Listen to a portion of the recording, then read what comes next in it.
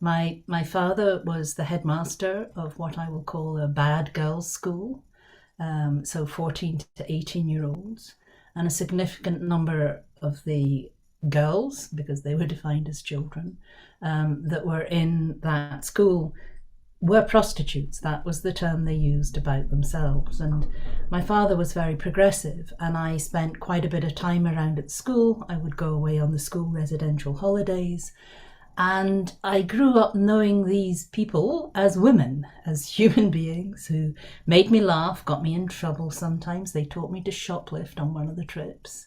And so I had a very human engagement with people. And it was interesting because my father never ever made any moral judgment on the individuals at all. And nor did he think that it was not suitable for his daughter to be there. So by the time I grew up and became an adult and went to university, I already respected women who were in sex work, but I also saw it as work and employment. It was how they'd made their living. It's how they'd survived. And so at university, when my political organisation that I was part of decided to hold a series of speaker tours around the right to work of strippers, and I thought, yay, great, except for the fact it turned out that it was that they didn't have a right to work, and it was a condemnation of sex work. And so I organised around that and went on every single speaking event in Scotland and challenged them because I think they were in a cloud that wasn't on the ground that I was standing on with real people. So that was my very first engagement in sex worker rights.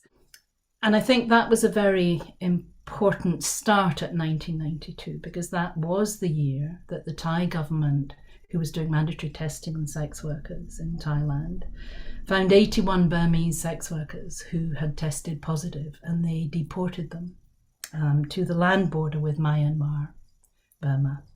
And the Burmese government executed all 81 sex workers on the border with cyanide injections. And that was such a stark event that I think shocked the sex workers that were there, but it also shocked the conference participants because we organised a die-in then. And there were people who were claiming that we were just making it up and that this was just a fabrication to get us, I don't know what they thought it would get us other than tears and grief. But WHO actually verified that this had happened and came out with a statement verifying it. And so that was what the world was like in 1992 for us. We've seen death squads in other countries go around and murder sex workers living with HIV, sometimes condoned by government, sometimes not. It was a landscape that was incredibly hostile because we were at that time being blamed for HIV and seen as the vector of the disease that would kill the good and decent people in countries. And so out of that landscape came quite a fierce sex worker movement, I have to say, and rightly so. All of us were fairly isolated. At that stage, I had been one of 11 sex workers who formed the Scottish Prostitutes Education Project in Edinburgh, and we ran services there.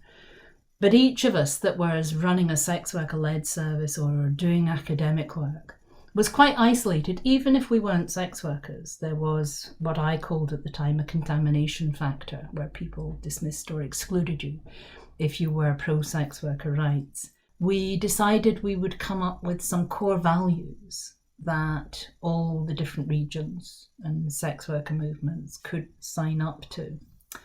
And while that might seem a very simple thing to do, it became incredibly complicated because on the one hand we had Latin American who were saying sex work is work and we're fierce and determined.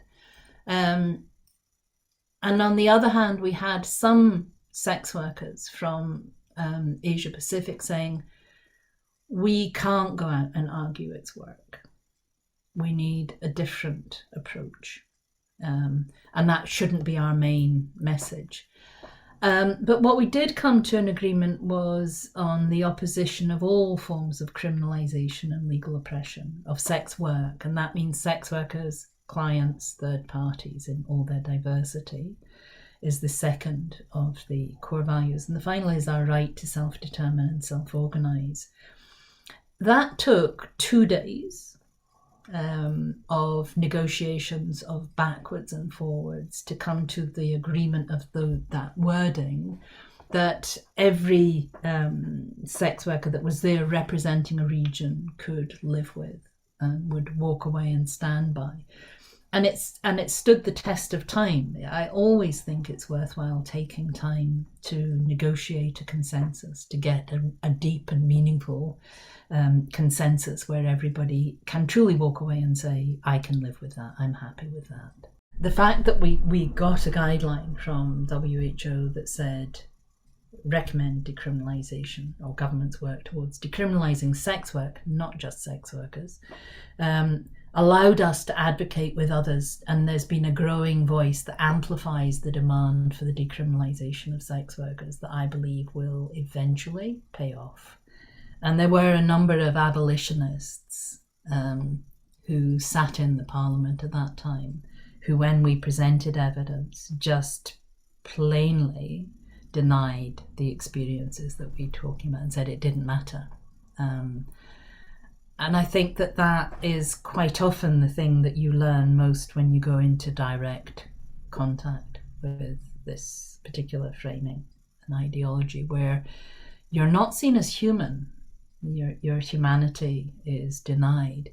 Your right to make choices is denied. And the Nordic model is based on the fact that no woman would ever choose to be a sex worker, regardless of circumstances. It would always be forced, coerced, trafficked. And if you make that active choice, and they will say this to your face, then you are either mentally ill or have learning difficulties or are deceived by someone somehow to think that this is an okay thing to do. And it is, I think, really challenging in terms of being able to withstand that. And I think that's always the approach of people who take the Swedish or support the Swedish model. It's about, they don't actually care about the people who are actually engaging in sex work to make a living, or engaging in sex work because that's their best choice that they have. But to take away people's choice, to take away people's ability to make decisions about their own paths in their own lives, simply by making them legal minors or calling them mentally ill, is something that I find quite abhorrent in terms of the abolitionists. And I think that it's only through amplifying individuals' lived experiences from the local level up into the global platforms that we make people think again.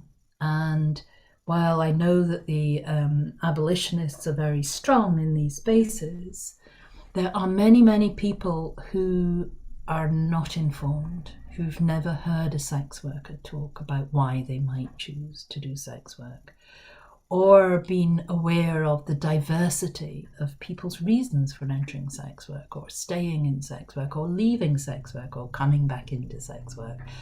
And I think by amplifying those voices consistently, not only in the policy discussions and forums, but also in our documents that we produce as policy briefings, I think we are making people aware of the diversity of experiences, and that shifts that silent majority in the middle, I hope, to one day come completely over to our side and start to defend our rights with us and add their voices to ours.